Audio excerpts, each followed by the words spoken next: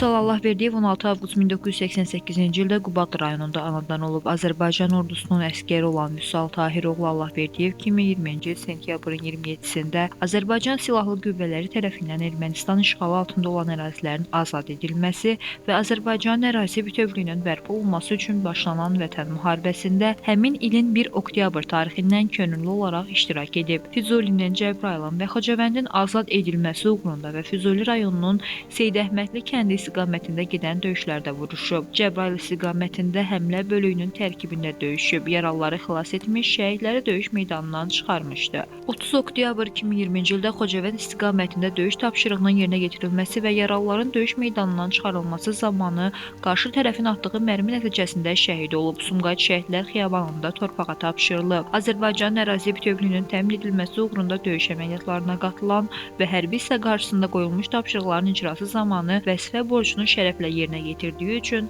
Azərbaycan Prezidenti İlham Əliyevin sərəncamlarına əsasən Vüsal Allahverdiyev ölümündən sonra Vətən uğrunda döyüşdə fərqlənməyə görə və Füzulinin azad olunmasına görə medalları ilə təltif edilib.